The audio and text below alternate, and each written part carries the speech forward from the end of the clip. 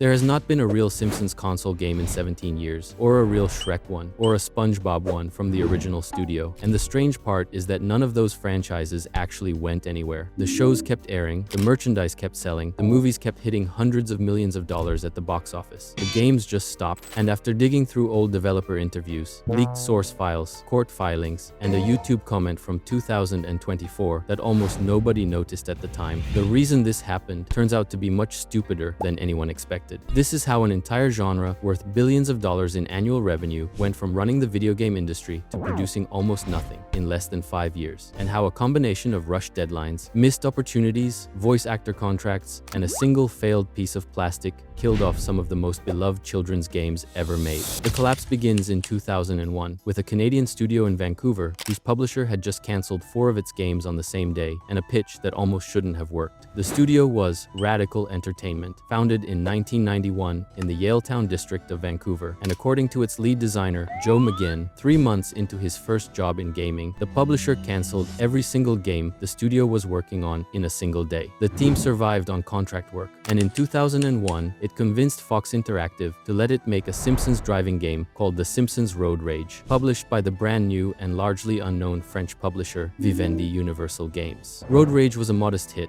However, the studio was not interested in a direct sequel, because the team had been watching what was happening at Rockstar Games, where Grand Theft Auto 3 had just changed what a video game was even allowed to be. So McGinn pitched their next Simpsons project to Vivendi with 3 words. He called it GTA for Kids. Vivendi said yes, and that decision, plus another one Vivendi would make 2 years later, is the entire reason this video exists. At the same time, on the other side of the continent in Los Angeles, a studio called Heavy Iron Studios had been founded as a wholly owned subsidiary of the publisher THQ, with the specific mission of making games based on properties owned by Disney, Pixar, Warner Brothers, and most importantly, Nickelodeon. In 2001, Nickelodeon had a real opportunity in front of it because a marine biologist named Steven Hillenburg had created a show 2 years earlier called Spongebob SquarePants, which was now the highest-rated children's show in the United States, and the toys and merchandise were selling out, but the games up until that point had all been forgettable. Both projects shipped in October of 2003, within days of each other, and what those 2 games did and how they were made would briefly redefine an entire industry.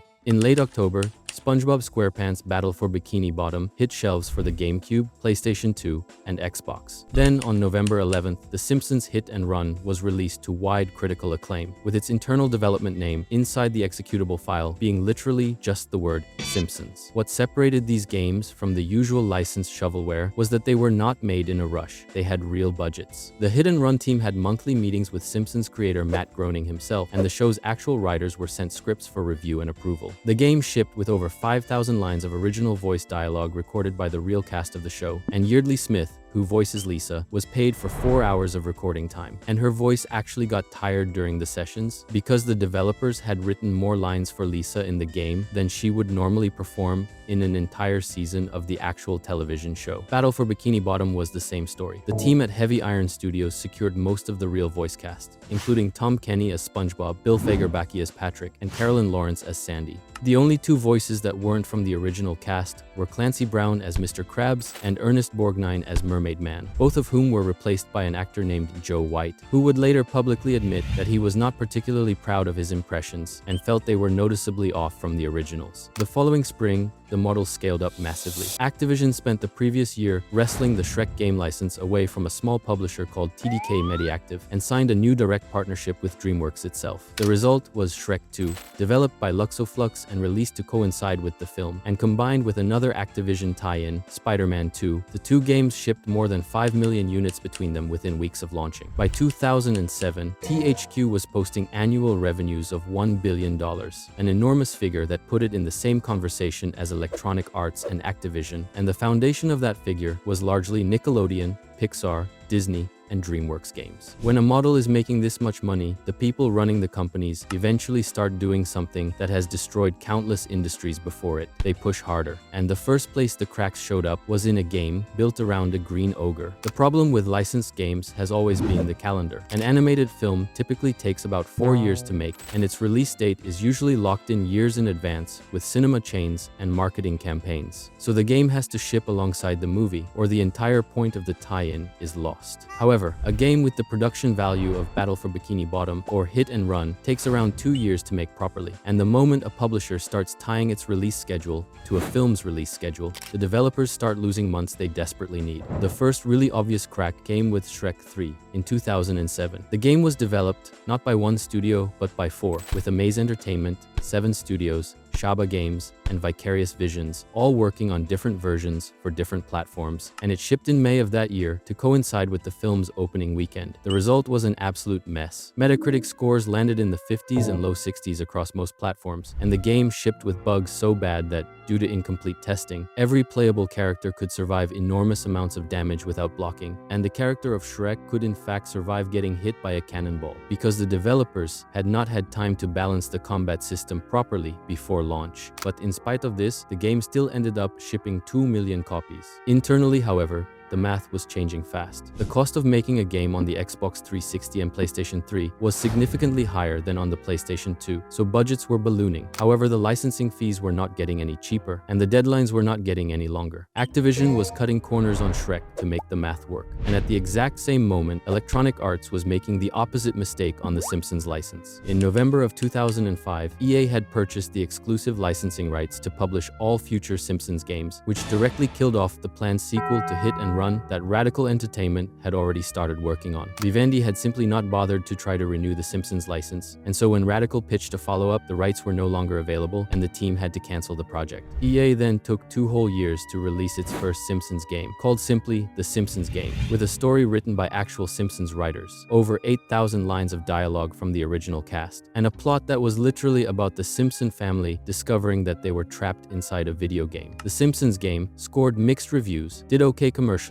and a sequel was reportedly started in 2011 before being cancelled. After that, no further Simpsons console game has ever been released. Full stop. What finally killed the licensed game era was not rushed deadlines or bad management or rising costs. It was a small plastic drawing tablet. In 2010, THQ released a peripheral for the Nintendo Wii called the U-Draw Game Tablet, which was a drawing tablet that you held in your hands and used to draw on the screen. It sold reasonably well on the Wii, and so in November of 2011, THQ released versions for the PlayStation 3 and Xbox 360, betting heavily on it as a major part of its holiday strategy. The peripheral was a commercial disaster on those platforms, and according to multiple industry reports, the failed launch of U-Draw is now widely considered the main cause of the financial collapse that broke the entire company. THQ had massively overestimated how many units it could sell and was left with enormous amounts of unsold inventory, on top of the licensing fees and production costs it had already paid for that year's slate. What happened next was a single year of dominoes. In January of 2012, THQ announced that it was exiting the licensed kids game business entirely to focus on what it called adult core gaming. In May, the company reported a net loss of around $240 million for the fiscal year. In June, it handed over the UFC license to Electronic Arts. By the end of the year, the company had defaulted on a $50 million loan from Wells Fargo, been delisted from NASDAQ, and filed for Chapter 11 bankruptcy on December 19, 2012. Less than a month and a half later, on January 23rd of 2013, THQ was officially defunct and its remaining assets were auctioned off in pieces. The developers themselves were no luckier. Radical Entertainment, the team that built Hit and Run, had been acquired by Vivendi in 2005 and then transferred to Activision in 2008, and the studio's Canadian incorporated status was officially dissolved in 2013. Heavy Iron Studios, the team that built Battle for Bikini Bottom and most of the Pixar tie-ins, had been spun off from THQ as an independent studio back in 2009 as part of an earlier cost-cutting move, and over the next several years was reduced through multiple rounds of layoffs from a headcount of 120 employees down to around 60, before being acquired by Keyword Studios in 2020 for $13.3 million. That looks, on paper, like the end of the story. However, the real reason the licensed game era died did not become public for another decade. In November of 2024, the YouTube channel Summoning Salt uploaded a video about the speedrunning history of Simpsons games. Buried in the comments under that video, Joe McGinn, the lead designer of Hit and Run, posted something that the video itself had not mentioned. Now, I want you to take this with a grain of salt though, because if we look at articles about this, they all mention this comment. But when I do it, it's not there. Did he delete it? Did they make it up? I don't know, but here is what he allegedly said. According to McGinn, back in 2003, shortly after Hit and Run launched, Gracie Films, the production company that owns The Simpsons, had offered Radical a deal for 3 sequels, with no licensing fee attached, meaning the developers would not have had to pay anything for the rights to the characters or the voice actors. 3 guaranteed sequels to the highest-rated Simpsons game ever made, with the rights to the show effectively handed to them for free. And someone at Vivendi, whose name McGinn says to this day has never been identified, said no. This is the moment the entire industry died, not in a bankruptcy court in December of 2012, but in some unknown office at Vivendi 9 years earlier, when an executive looked at a deal that almost nobody outside that room would learn about for another 21 years and turned it down. McGinn calls that executive, in his exact words, some crazy person. Electronic Arts bought the Simpsons license a year later and then sat on it. Activision rushed Shrek the Third out before it was even tested. THQ bet its future on a plastic drawing tablet that nobody wanted. Smartphones did arrive in this same window, the iPhone launching in 2007 and the App Store in 2008. And within a few years, the casual audience that had bought Battle for Bikini Bottom for the PlayStation 2 was now playing Angry Birds and Candy Crush instead. However, the market did not abandon licensed games. The publishers abandoned them. And what proves this beyond any reasonable doubt is what happened in June of 2020. THQ Nordic, the Austrian company that had bought the trademark out of the bankruptcy auction, released a remake of Battle for Bikini Bottom called Battle for Bikini Bottom Rehydrated, developed by a small studio called Purple Lamp. The remake was widely criticized for being barely an upgrade over the original. Most of the same bugs and limitations were still present. But still, in spite of this, within months, it had sold over 1 million copies, and by May of 2021, it had crossed 2 million copies sold, exceeding every internal projection THQ Nordic had set for it. In January of 2023, Purple Lamp released another Spongebob game called The Cosmic Shake, which was also commercially successful. And in February of 2026, Radical Entertainment was officially resurrected as New Radical Games, with original co-founder Ian Wilkinson as CEO, and their stated mission, according to their official website, is to deliver licensed games that delight fans. So, people want these games. The licensed game era did not die because nobody wanted licensed